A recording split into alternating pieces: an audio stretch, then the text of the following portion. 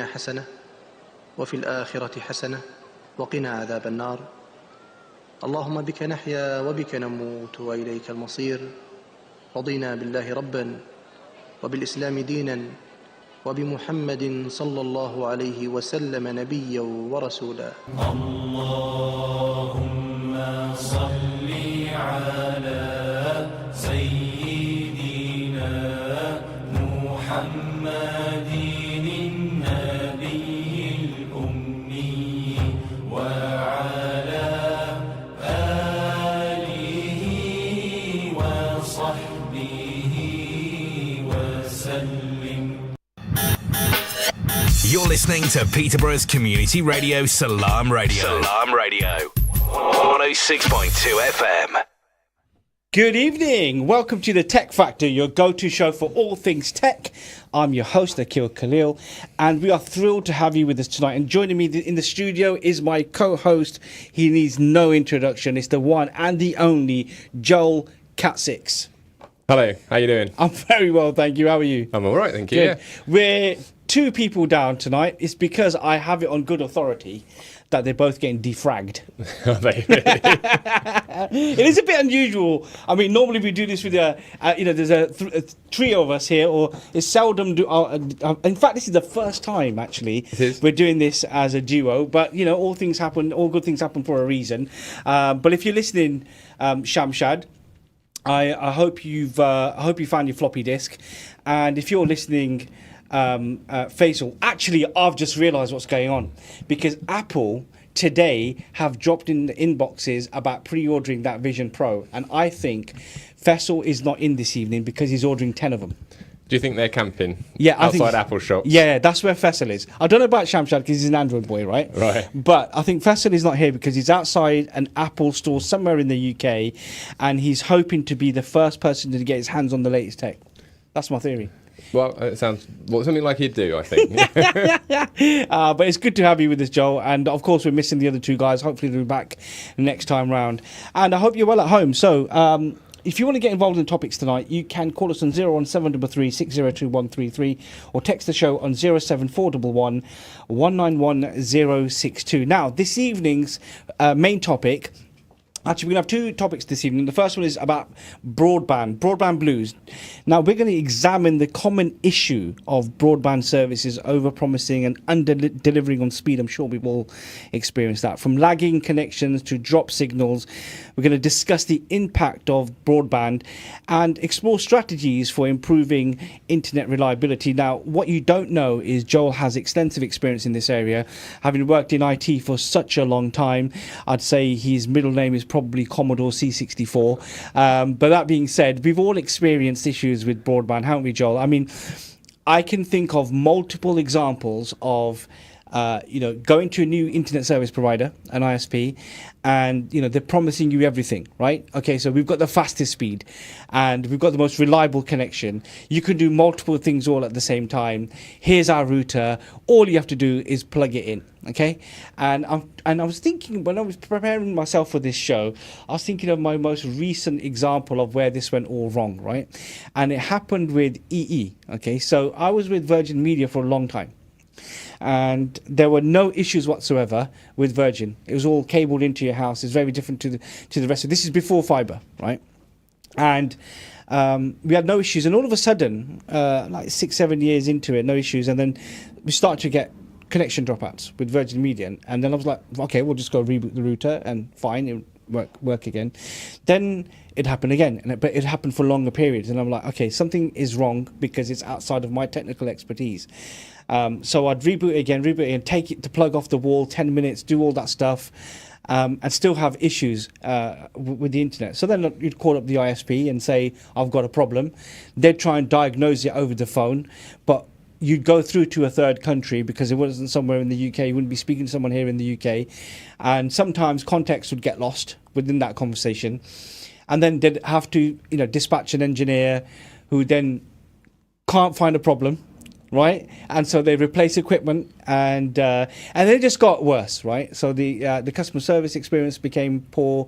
So I thought, okay, now is the time, reluctantly, to switch ISPs. I was okay. What do I do? So I remember I was in town, and I was walking through the centre, and I just come across EE. I can't remember why, but I did, and it just said it on there, fast Wi-Fi, etc., etc. Now I'm in this situation where I'm annoyed, and unable to do certain things like just watch stuff, so I walked in and I spoke to the fella, and he said to me, we've got this, we've got X, we've got Y, and we've got Z, which was fastest speed, reliable, you can put us anywhere, no dead spots. So I said, all right, you know what, I'm going to give this a go. And also because I knew within that I had a 7-day cooling off period, or 7 or 14 days, I can't recall, that was quite a long time ago. So we do the deal, and I'm getting all giddy because I'm thinking now I'm going to have internet back at home. So a couple of weeks later, the engineer comes out and he installs, drills in my house. I've got all these new holes on the outside of the building, new boxes and everything, all that stuff installed, and he sets it all up. Everything's working. Okay, everything's working when he's in this room. That's a critical bit of information. And then he leaves. I think it was that night or the following morning, I've got no connection. I've got no Wi-Fi in the house. Nothing is connecting to this router. I'm scratching my head thinking, right, here we go again. So I start rebooting the router, start rebooting the modem, because it was a modem and router. It wasn't all in one in this situation, right? And it wasn't working. I was getting literally a mere kilobyte when I was doing a speed test. And, at that moment, Joel, I thought to myself, I think I've gone back in time, because you're not used to seeing those. So I'd step outside of the house with my mobile phone, and I'm getting these crazy speeds on the same network, right? And I'm thinking something's wrong. So I rang up the customer services following on at EE. They were fine. They tried to do all these tests and stuff. Oh, try this, try that. Move your router around. I was like, but your chap installed this. It was all fine. It wasn't working. Anyway, it's crawling, right? It's all crawling. About 3-4 days have gone, and I can't connect to anything now. And it was absolute hell in my house, because nothing's working. None of the smart equipment's talking to each other. It was just like everything. It was that moment, first world issue, right? A first world problem. You're like, oh my, well, what am I going to do, right? And so I rang them up, and they reluctantly agreed to cancel the contract. So I thought, okay, what do I do now, right? And I then went through to, I think it was Sky. Again, similar sort of issue. It wasn't working properly. It's coming because it was coming through copper. Okay. Then at the same time, a local company, which is actually a national company, City Fibre, they were digging up the UK, right?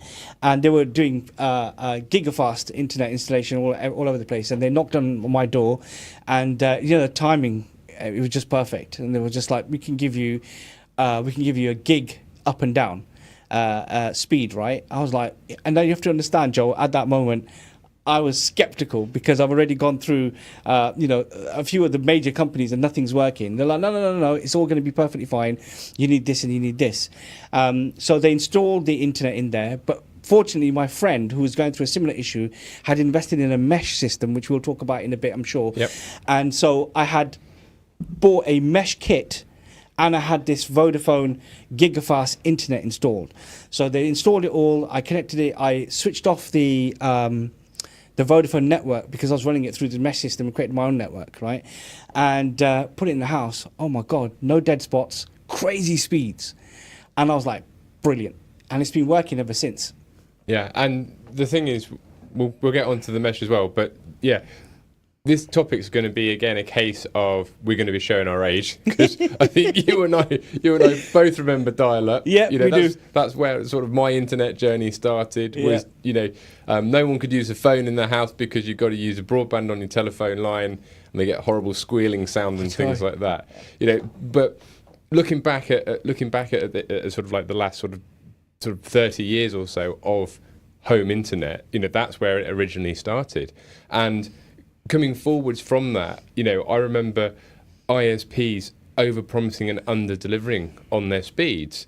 And what lots of people sort of don't realise now, or don't realise then, is that speed is to the back of the router. But then you've got all the rest of your Wi-Fi network and all the rest of your other network in your house, your phones, now things like all your smart home devices, so that, doorbells and light bulbs and all sorts of other things, all connected to your Wi-Fi, and they're all going to be taking some sort of, some kind of latency off the network kind of thing. But the point was, they were once upon a time, really overselling how fast your broadband would be. And what they ended up doing about that is they ended up sort of saying, okay, we're going to guarantee you this speed, but you might get this one. And that's kind of like still where they are at the moment. Yeah. So out where I live somewhere quite rural, and they're sort of just guaranteeing me a speed of 48 meg download and like 8 meg upload. What? Yeah, I know. It's I just want to remind, if you're listening at home, it is the 20th of June 2024. Yeah, and this is the other thing I'm getting to. Yeah, you're right.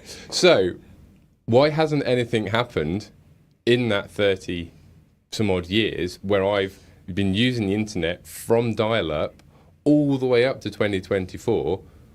Why are there still areas of the country that haven't got, fibre to the door?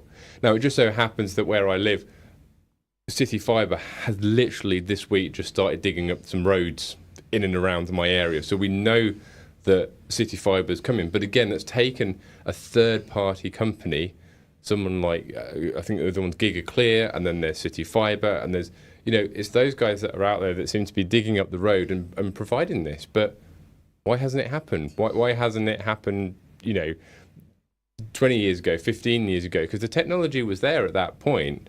Again, sort of companies that I've worked for in the past, we've had to have optical fibre lines coming straight into the building for extra speed and resiliency and things like that. But again, it hasn't seemed to have filtered down into the home. So I guess the topic for today is, the broadband blues is, you're right, why are we in 2024 and there are still not just rural properties, but there's some, inner city properties as well that haven't yet got access to fibre, that are dealing and struggling with slower speeds. And while I'm on my rant and going at it, we've recently just renewed our contract, and the price had gone up to £90 a month. What are you? Are you guys connected to Pentagon or something? Yeah, you'd think so. So they were going to charge me £90 a month for 40 meg download, 8 meg upload, and they were going to charge me £90. And I phoned them up, and I was just like, "Been a customer of yours for 20 years."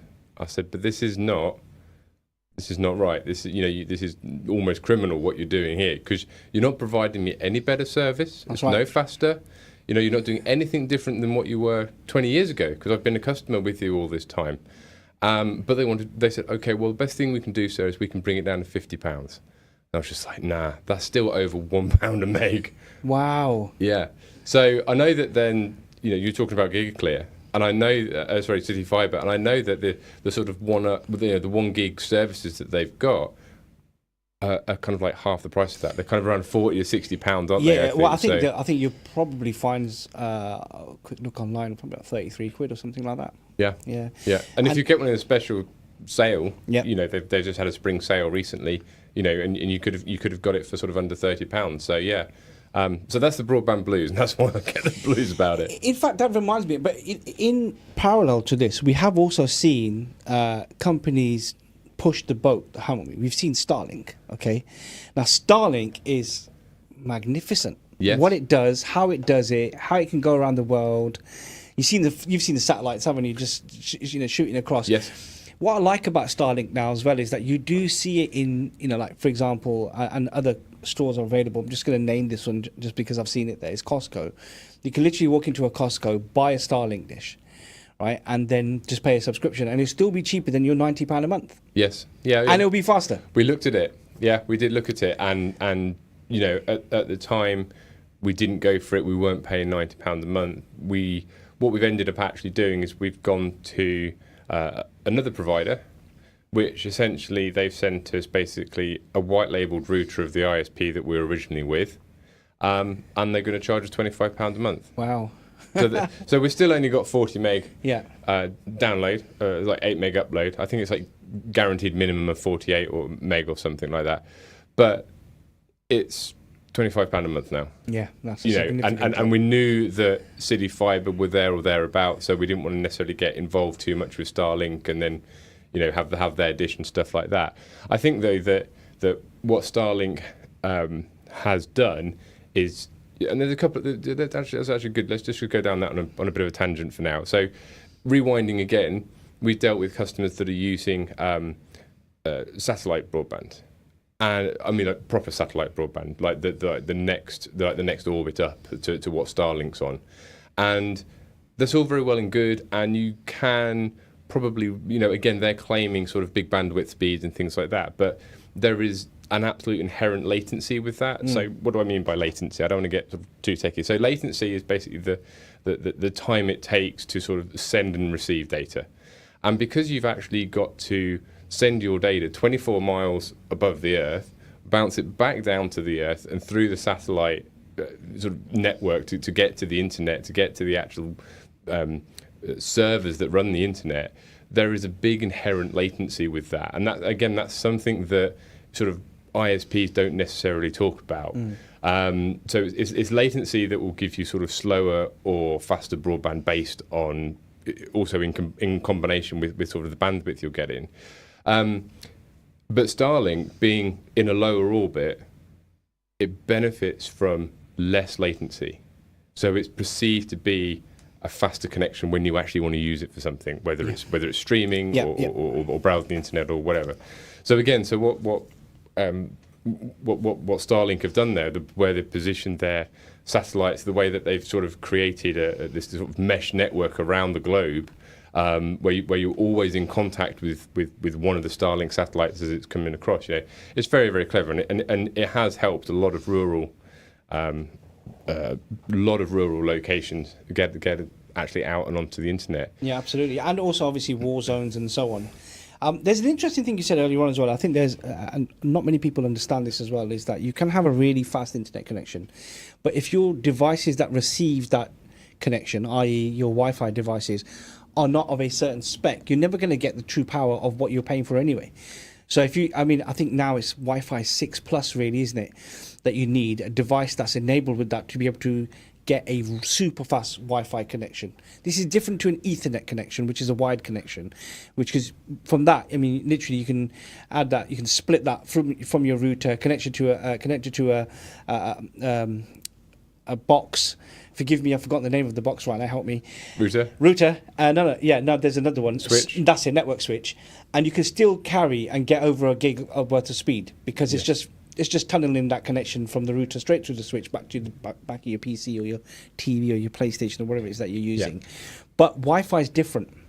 It is because you have super fast Wi-Fi, which is 5 gigahertz, and you have 2.4 gigahertz, which is slow. What you tend to find is that the older devices or devices that don't have a newer chip in it tend to use a slower 2.4 gigahertz network, and that is things like your doorbells and your light bulbs and so on, because they don't require that level of speed. However, if you were to have a gaming laptop and you needed it, like you mentioned about latency and so on, you need it to be on the 5 gigahertz. So what you'd find in the modern routers now is you can split the connection. You can give your smart devices and so on the 2.4 gigahertz, and you can give your tech that you're using, be it a laptop or whatever it may be, that requires 5 gigahertz. You can then tunnel that, can't you?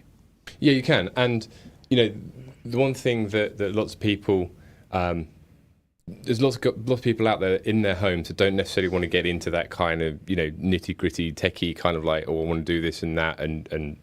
Are you saying we're alone? Are you saying we're alone, Joel? We're not super alone. but coming back to the phrase that you used of plug and play, people just want to plug that router in and away they go. But we actually, so my wife and I both work from home. We did work from home during COVID as well. We were fortunate that we could do that. And it was at that time that things started to creak on the old Wi-Fi network. And it was at that point that we upgraded to the mesh system, which is what you mentioned earlier, which I just wanted to circle back to now. So this is something that some ISPs will pay for.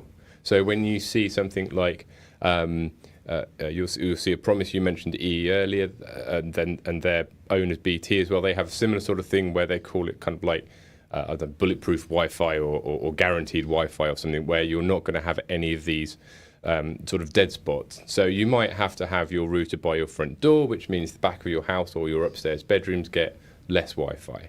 So what they actually do is they actually then add on to your monthly charge a separate charge and provide you with essentially what's a mesh wireless system.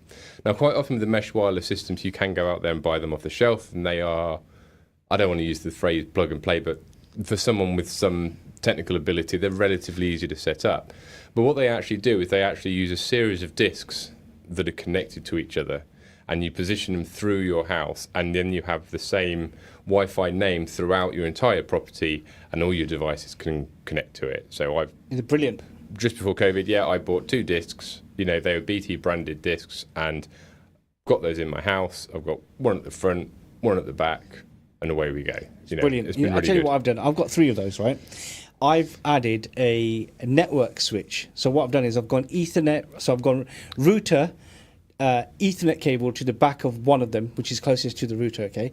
Then I've connected out from that a network switch, okay? So then I've connected everything that I want on the internet using Ethernet on the network switch for all 3. Yeah, that's good. Yeah, right? pretty good. And I've literally got a wireless wide network. Yes, It's brilliant. Yeah, It works flawlessly. yeah. We have, to be honest, in our house we use everything's wireless. Yeah. And we find it's okay. We use the Xbox wireless, we use our gaming PCs wireless, and yeah, we do struggle a little bit with sort of in-game ping can be a little bit slow sometimes, especially if it gets kind of like 70 or 100 milliseconds, which is something you might not get on a cabled network. But it's generally okay. And since putting the mesh system in, it's been a lot better. But again, why is that a chargeable extra? Yeah, and again, I totally agree with you. It should not be. It should not and be. I know we're different because we've gone and bought the kit ourselves to. We have, yeah. To not go through that, but you're right. I mean, at the end of the day, I guess they'll say they're a business and they're providing. But if your promise is it's a guaranteed connection around the house, it shouldn't be. Especially if you're already charging an arm and a leg, And don't forget that guaranteed speed is plugging into the back of their router, uncontended. Uncontended. You're not fighting with any other devices. So if you ever go through sort of a problem solving with sort of an internet technician that's been provided by one of these companies, is the first thing they'll do is they'll be just like, right, unplug everything. Yeah. Plug one thing into the router. How fast is it? Oh, I'm getting 50 meg. Oh, well, you're guaranteed 48. Thanks very much. You're done. That's right, and that's because that's what they have to do. Yeah. The other thing, Joel, if you could just expand on as well, is that the advantage of having a wired system for key things. Let's just say like your CCTV. Okay, so let's say your CCTV runs on a PoE, power over Ethernet, and the advantage I can see, and of course with your experience, it'd be good to get an understanding of this as well, is that if the internet does go down, you still have access to a network. Yes. So if the ISP cuts you off from this side, nothing else can still fail because you're still part of a network. The network still exists, right? Yeah, that's right. So everything your side of the router is pretty much yours to do whatever you want with, whether you connect everything wirelessly or whether you connect everything with cables. If you've got equipment that supports power over Ethernet, you need a very specific switch to be able to send voltage to those devices as well over Cat5 cabling. But you're right. I mean, so what we will often find is, our Wi-Fi will be on and our devices can maybe communicate with each other. But if our internet's gone out, that's from the router out into the world kind of thing. So, yeah, you're absolutely right.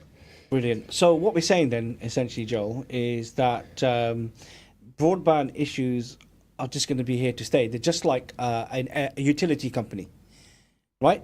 That's what we're saying. ISPs are like utility companies where they are supposed to do a certain thing.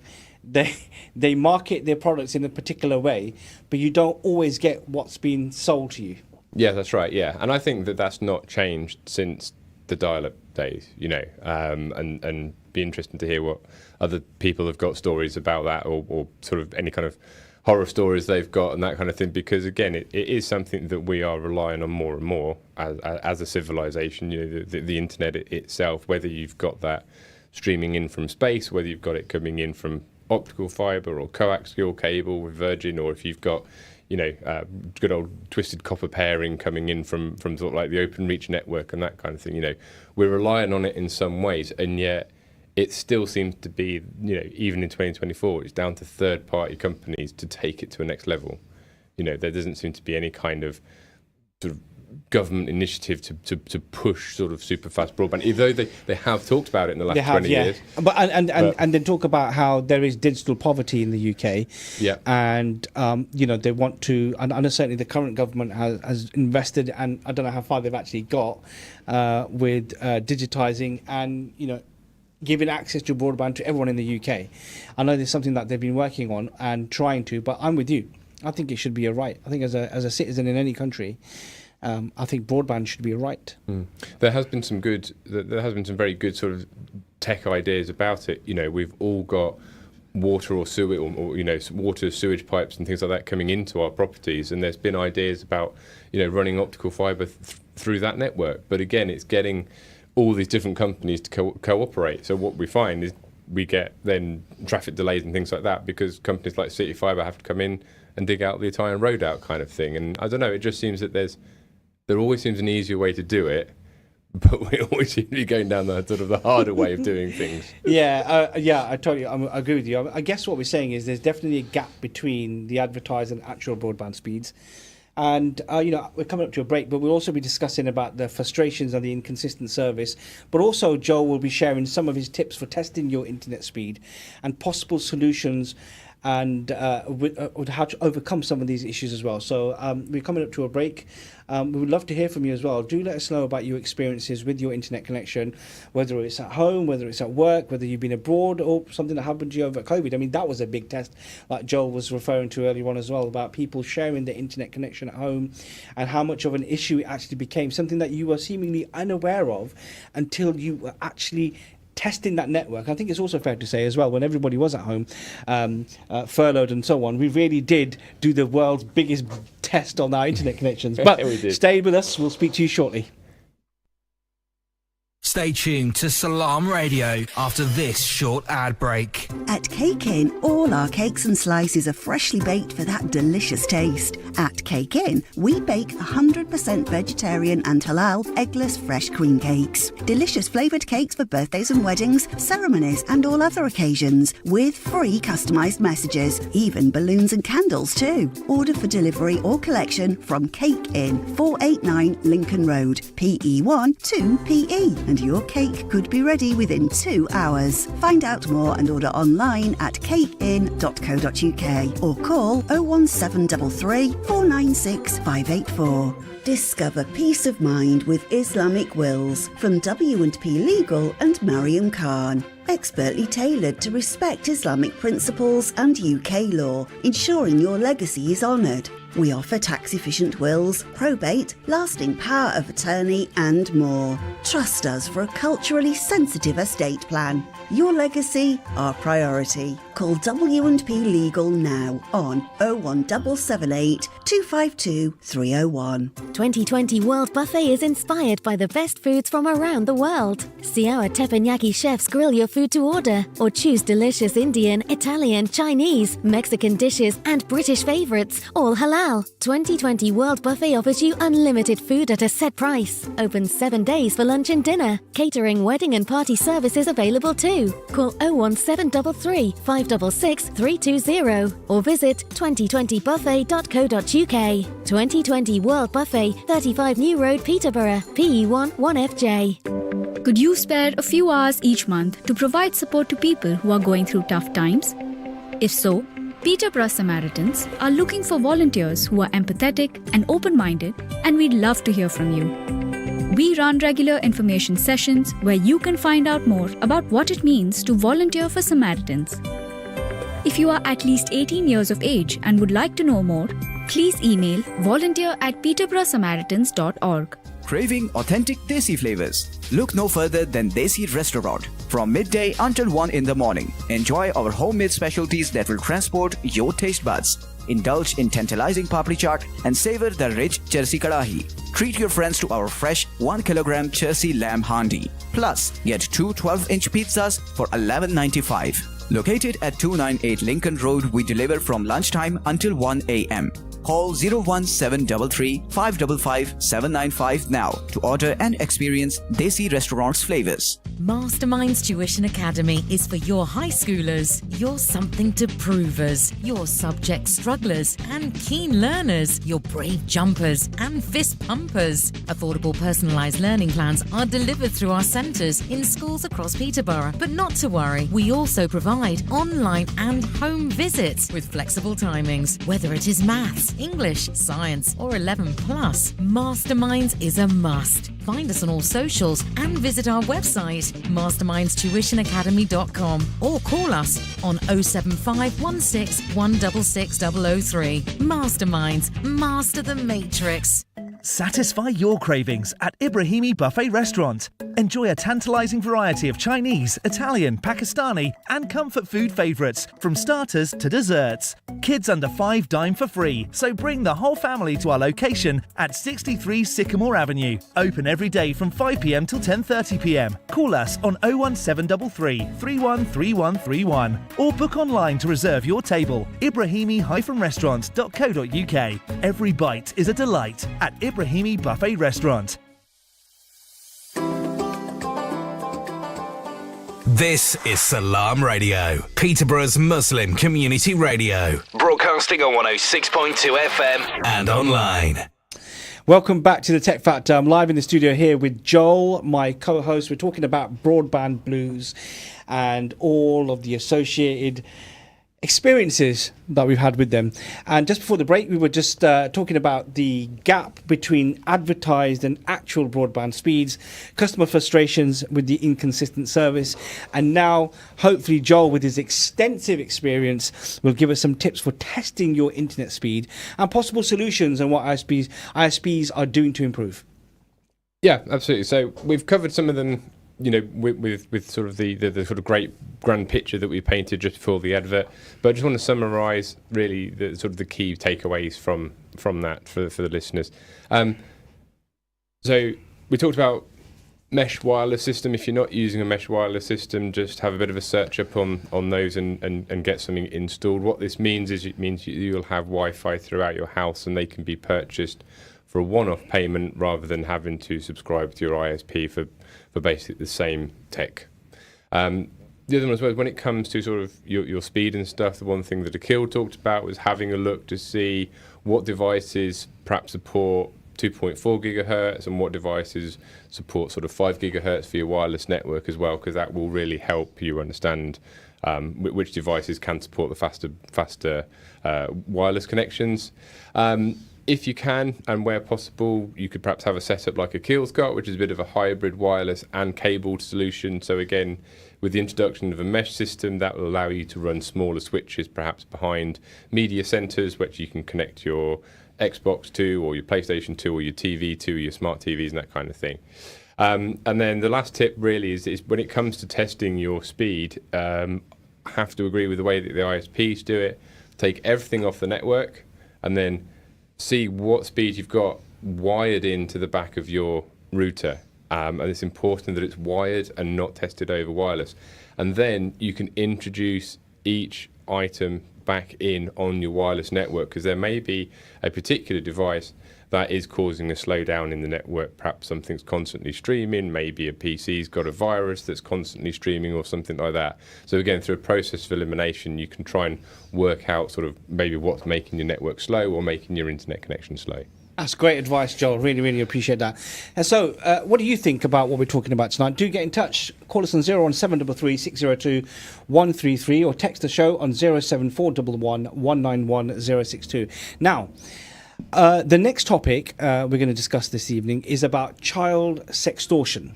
And this is a very serious subject. We're living in a time of fast-paced digitization. So many apps are out there, so many different types of technology that's out there. And not all of it is under the remit, purview of parents or people in charge of young people or advisors and so on, because of the rapid pace of technology that's being deployed across the world. And with that, of course, comes bad actors and people who are using this type of technology and committing serious crimes. And Joel and I are going to discuss this evening about child sextortion. So over to you, Joel. Yeah, so first of all, I wanted to really bring this to everyone's attention because it is something that we have had recently, a circular from the school where my child attends, and they're seeing a rise in sextortion cases. So the first thing I think we need to do is just actually talk about what that actually involves.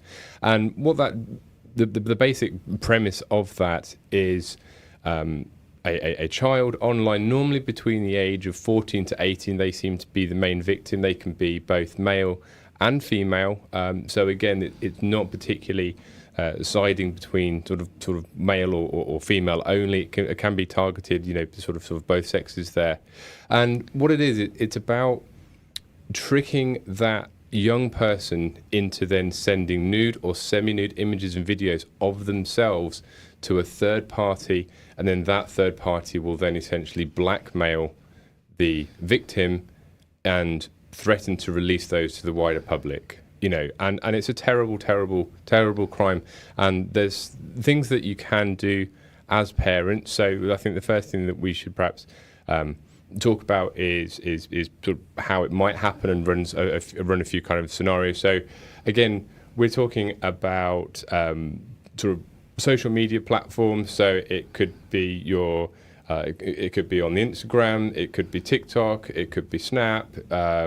It could even go into something like sort of WhatsApp or Telegram or Discord, which are popular sort of direct message platforms and things like that. So the landscape at the moment, as Akil said, it's very difficult for parents to understand necessarily what their younger children are actually using on their devices.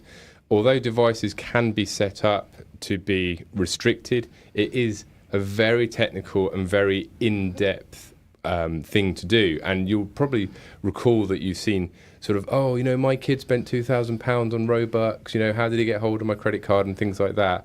Well, that's sort of like, that's one side of sort of not monitoring your children online and, something that's happened to them. But when it comes to sexual extortion and blackmail because of your child has been a victim and coerced into sharing semi-nude images or videos with a third party, that's a completely different level of crime taking place. So what can we do about it? So there's lots of things that you can do technically about it, which I've just covered. So Google, Microsoft, Apple, they all offer some kind of system where you can restrict content on your children's phone. Things like TikTok, YouTube, they all have sort of child spaces as well for it. And I think that ultimately, parents need to be assessing whether these platforms, social media platforms, are appropriate. Quite a lot of them do have their own built-in age limits that quite a lot of parents will circumvent just by sort of setting it up for them children themselves. But let's have a talk now about how to recognise when it's happened and sort of what we can do about it. So even though we've cared for our children and we've restricted their devices or we have let them do whatever they want, if you find yourself in this situation, it's good to not blame the victim. The victims are often being manipulated. They're being groomed into sharing this sort of compromising content. So there's a couple of things that we can do. So talk about the tech side of things.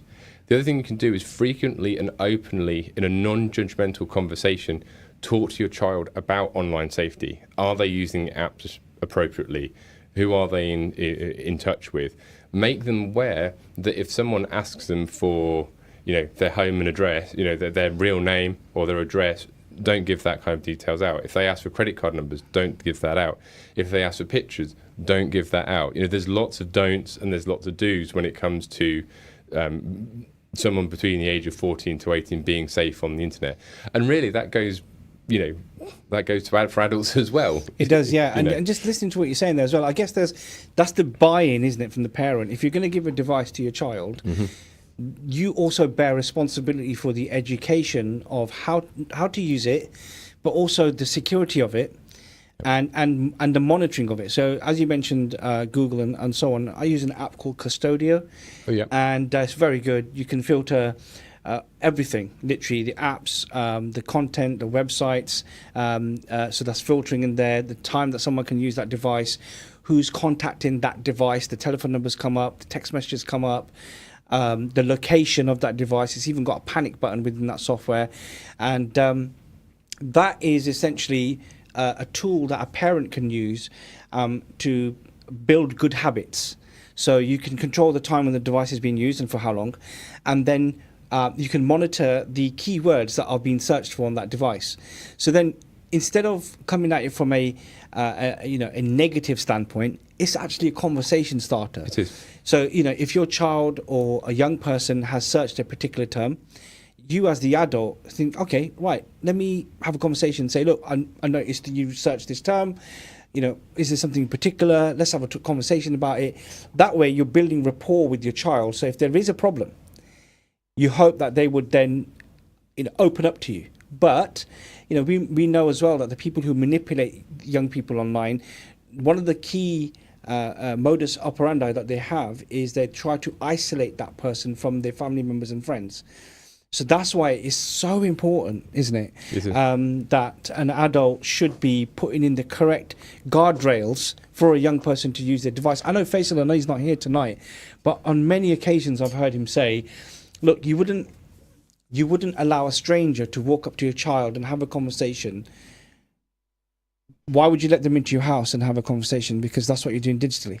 Yeah, you're right. Yeah, that's a good way of looking at it. Yeah. And it's about sort of exploring those apps together, considering both the potential benefits and the potential harms. It's about engaging and having that conversation, So when it came to sort of, if it comes to deciding whether your child they want TikTok because everyone's got TikTok at school or whatever, and it's good to actually sort of download that application yourself, look at it, spend some time with it, read about it. What can they do in it? What can't they do in it? Can you set up a child and adult account? Can you set up a family account?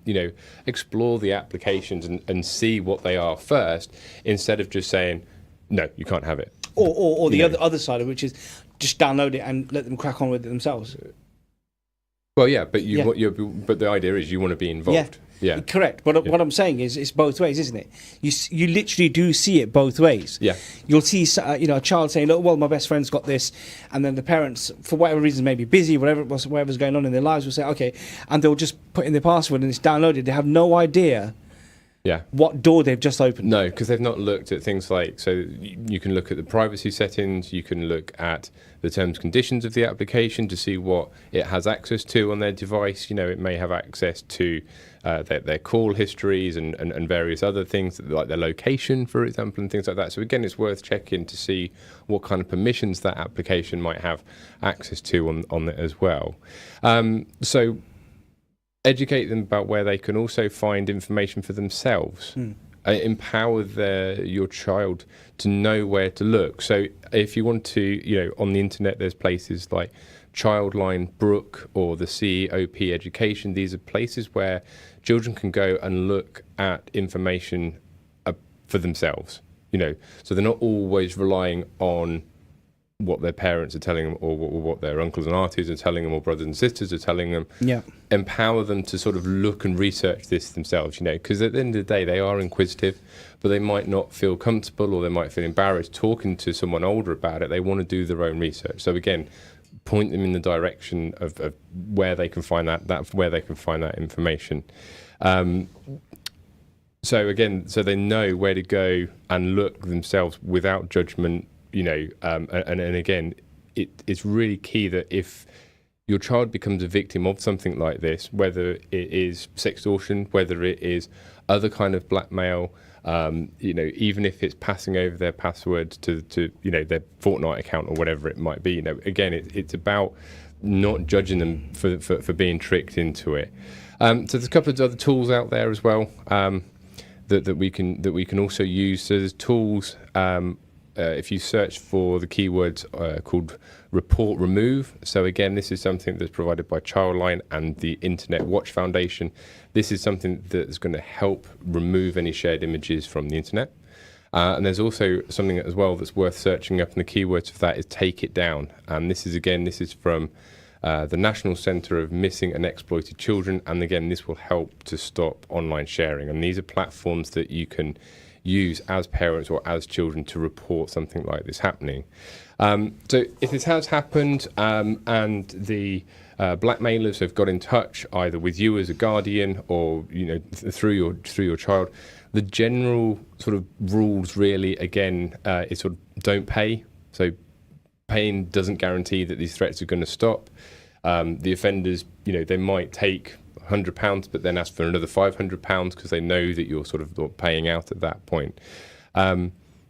Best thing as well to do is sort of stop and block any contact, cut any communication off with the offender. So this is the one thing that lots of people again don't necessarily realise that they can do is they can actually block those people. They can block them on WhatsApp, they can block them through Facebook, or they can block them through TikTok. All these applications have the ability to filter out the toxic people, filter out the people that you don't want to be interacting with or see interactions with, sort of thing. And then one last point here is as you do that, Joel, I think the other thing which is important as well is that stay calm. And as you go through that process of blocking, try and also take some screenshots as evidence as you go through that, because it may come into play later on. Yeah, absolutely. And just the last point that I've got here was actually report it to the platform itself. So again, if it's Meta or it's Google or whoever it is that's the sort of owner of the application, again, just report it up, explain what's happened, and report it through people like the Internet Watch Foundation, Childline, the National Centre for Missing and Exploited Children, because again, reporting it to someone that's tracking these kind of incidents is going to help other people, it's going to help other children, because again, the reason that we're talking about it today is because we've had something come through our school, and that's where I've got lots of these points from. And if it's not reported, then these companies like Childline and these bodies cannot report it to schools and filter this information down and get it in front of the children, sort of thing. So absolutely, that's great advice there, Joel. Thank you very much for that.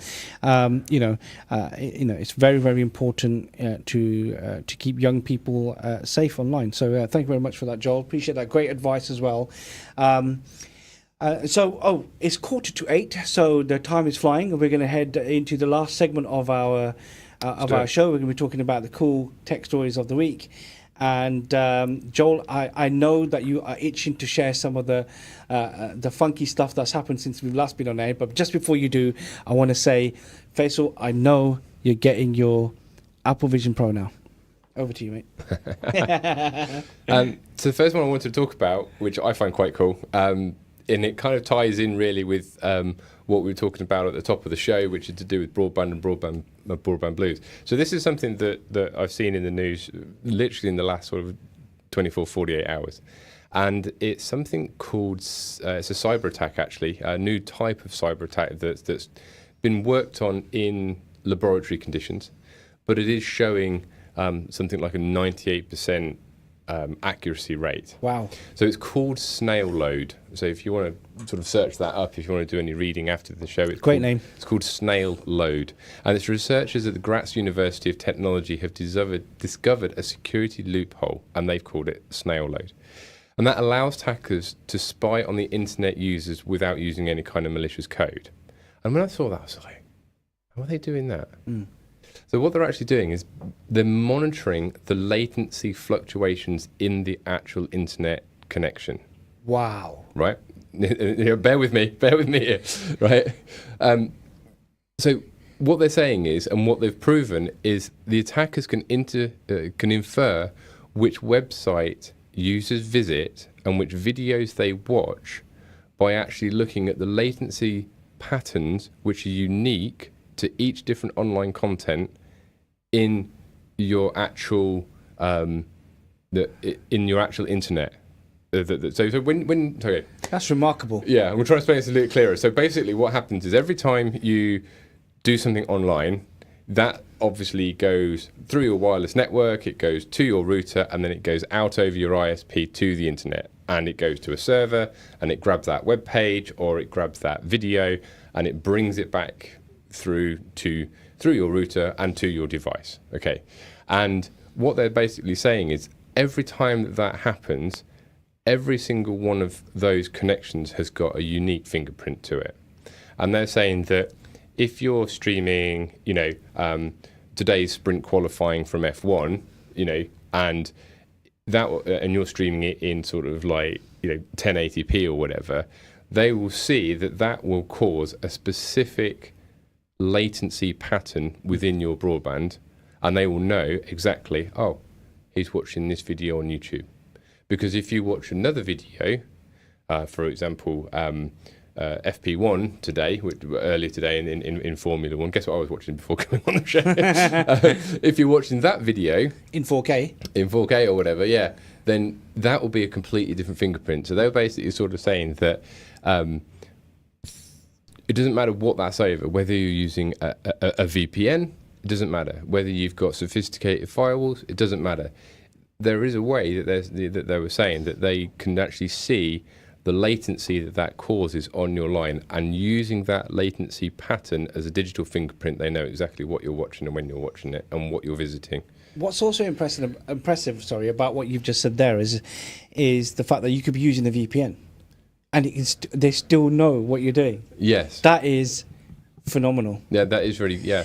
As just technology, I mean, obviously they're using it for malicious purposes, but if you were to put that to one side, just looking at this from just a technical perspective, that's impressive. It is, yeah. I mean, I'm not quite sure exactly, what they're going to do with that information. But, I mean, maybe if you're talking sort of like, country level spying or whatever, if it's the internet that's coming out of, Parliament or whatever, that could have more serious implications. But, if it's the likes of you and me at home, streaming the football, who cares, but no one's going to be using it for that kind of thing. But what we both do know is data is king.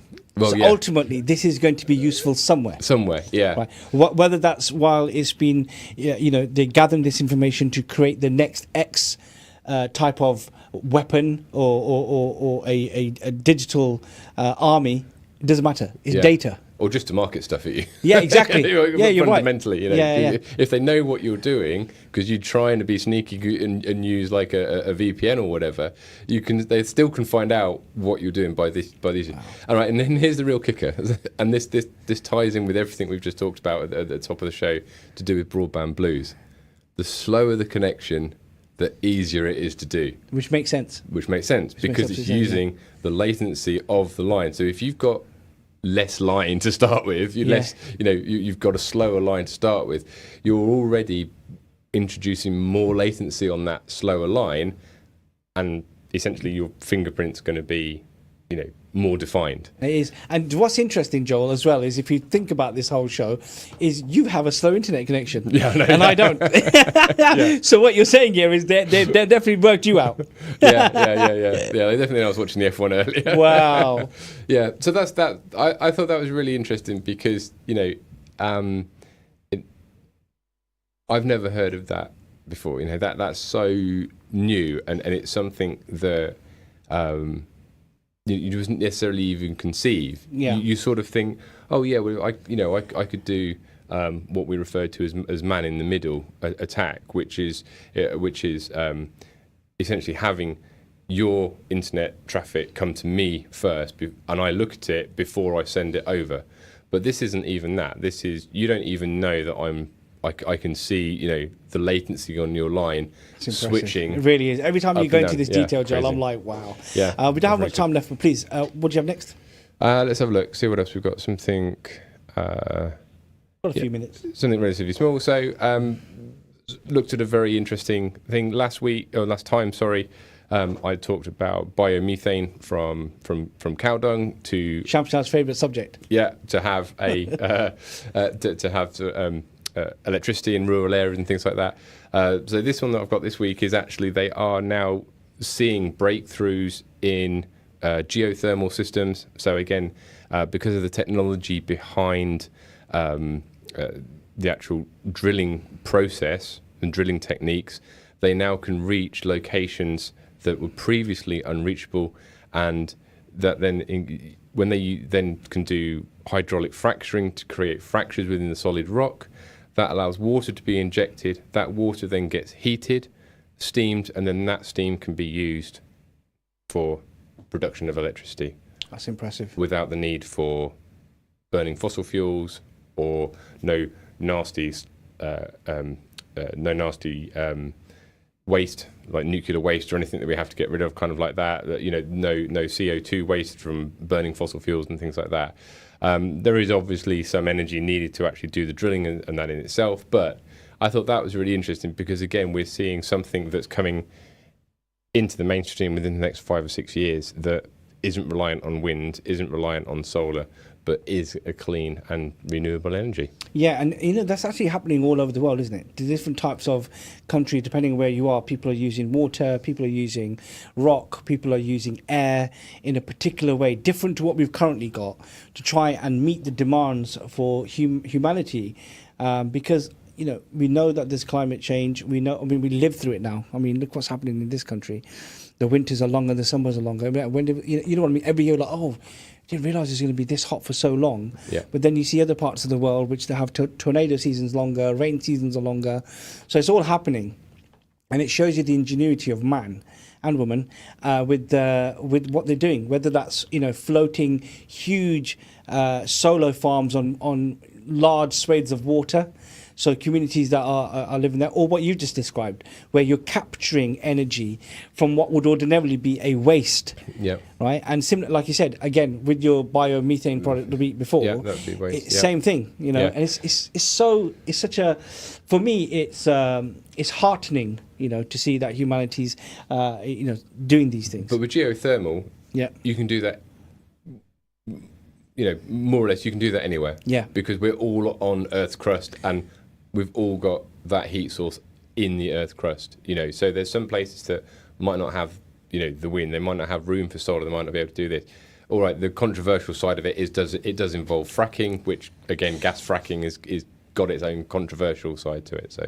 Well done, Joel. Thank you for that. I hope you enjoyed the show at home. We've just run out of time. Thanks for listening to The Tech Factor. Join us again in 2 weeks' time for more exciting tech discussions. Have a great night and a wonderful weekend. Joel, thank you very much for this evening. Miss Festival and Sham